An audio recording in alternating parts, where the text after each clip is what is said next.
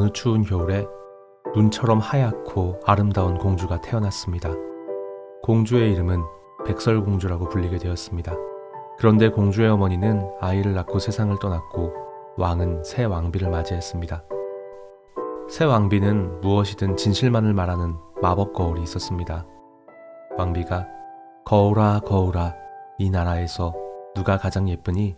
라고 물으면 거울은 항상 왕비님이 가장 예쁘십니다 라고 대답했습니다. 그런데 백설공주가 7살이 되던 해에 거울은 백설공주가 가장 아름답습니다 라고 대답했습니다. 질투에 눈이 먼 왕비는 사냥꾼을 불러 백설공주를 숲으로 데려가 죽이라고 명령했습니다. 하지만 사냥꾼은 차마 공주를 죽일 수 없어서 숲에다 풀어주었습니다. 숲속을 헤매던 백설공주는 작은 집 한 채를 발견했습니다. 7 난쟁이의 집이었습니다. 배가 고팠던 공주는 식탁에 있는 음식을 먹고 침대에 누워 잠이 들었습니다. 집으로 돌아온 난쟁이들은 잠든 공주를 발견하고 그녀의 아름다움에 감탄했습니다. 잠에서 깬 공주는 자신의 사연을 이야기했고 난쟁이들은 공주를 숨겨주는 대신 집안일을 도와달라고 했습니다. 그때 왕비는 공주가 살아있다는 사실을 알게 되었습니다. 요술거울이 여전히 백설공주가 제일 예쁘다고 말했기 때문입니다. 결국 왕비는 직접 공주를 죽이기로 결심했습니다. 왕비는 보따리 장수로 변장해 난쟁이의 집을 찾아갔습니다. 그녀는 예쁜 허리끈을 보여주며 직접 매주는 척하며 공주의 숨이 끊어질 정도로 허리끈을 세게 조였습니다. 공주는 쓰러졌지만 다행히 돌아온 난쟁이들이 끈을 잘라 공주를 살려냈습니다. 이번에도 마법의 거울을 통해 실패를 알게 된 왕비는 노파로 변장했습니다. 왕비는 공주에게 친근하게 다가가 머리를 빗겨주는 척하며 독을 바른 빗을 머리에 꽂아버렸습니다. 공주는 정신을 잃고 쓰러졌습니다. 하지만 이번에도 난쟁이들이 머리에서 빗을 뽑아내자 공주는 깨어났습니다. 마지막으로 왕비는 독이 든 사과를 준비했습니다. 그녀는 농부의 아내로 변장하고 백설공주에게 사과를 건넸습니다. 사과를 한 입 베어문 공주는 그 자리에 쓰러져 숨을 거두었습니다. 난쟁이들은 돌아와 공주를 살리려 애썼지만 이번에는 소용이 없었습니다. 난쟁이들은 투명한 유리관을 만들어 공주를 안치시켰습니다.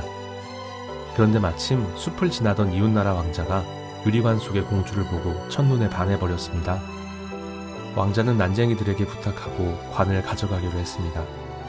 그런데 왕자의 하인들이 관을 메고 가던 중에 숲의 덤불에 걸려 발을 헛디뎠습니다. 그 충격으로 공주의 목에 걸려있던 독사가 조각이 튀어나왔고 공주는 눈을 뜨며 되살아났습니다. 왕자는 기뻐하며 공주에게 청혼했고 둘은 결혼했습니다. 그리고 왕비는 그동안 했던 일에 대한 형벌로 시뻘겋게 달구어진 철신발을 신은 채로 고통 속에서 죽을 때까지 춤을 추었습니다.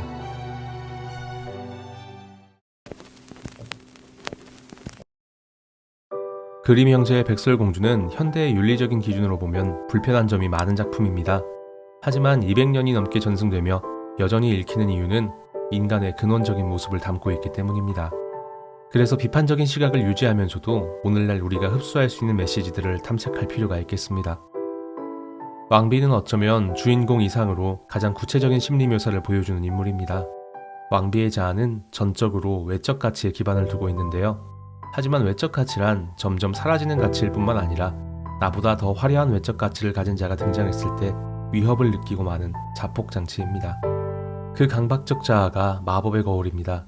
거울은 자신을 바라보게 하는 성찰의 상징이지만 자신의 강박을 강화하고 타인과 비교하게 만드는 부정적인 성찰로 작용합니다. 그래서 저 사람만 없으면 내가 성공할 텐데 라는 적개심으로 자라나고 상대방을 제거하는 방식으로 문제를 해결하게 됩니다. 결국 왕비는 백설공주를 음해하기 위해 3번이나 변장을 합니다. 자신의 야망을 이루기 위해 가면을 쓰는 모습이죠. 하지만 어떤 것도 근본적인 문제를 해결하는 방법은 아닙니다. 그래서 왕비의 최후는 구두를 신고 죽음을 맞이하는데요. 자기 발로 죽음을 찾아갔다는 상징일까요? 왕비가 백설공주를 암살하기 위해 사용한 허리띠, 머리빗도 외적인 미용을 위한 도구라는 면에서 의미심장합니다. 특히 독이 든 사과는 구약 성경의 선악과를 떠올리게 하는데요. 겉은 아름답지만 사실 죽음에 이르게 하는 치명적인 독을 품고 있다는 설정으로 허영심의 본질을 표현하고 있습니다. 한편 난쟁이들은 백설공주를 보호해주는 조건으로 집안일을 도와달라고 제안합니다. 마치 고용주와 노동자의 계약관계처럼 시작합니다. 하지만 백설공주가 죽었을 때 진심으로 애도하는 모습은 사회적 관계로 시작된 사람들이지만 깊은 유대를 맺는 사이로 발전할 수 있다는 것을 의미합니다. 그럼에도 난쟁이들은 백설공주를 완전히 지켜주지는 못합니다. 백설공주가 스스로 자기 자신을 지키지 못했기 때문이죠. 백설공주는 매우 미성숙한 모습으로 그려집니다. 그녀의 모습은 무례해 보이기까지 합니다. 빈집에 무단으로 침입해서 식탁에 있는 음식을 마음대로 먹고 심지어 침대에 누워서 잠을 잡니다.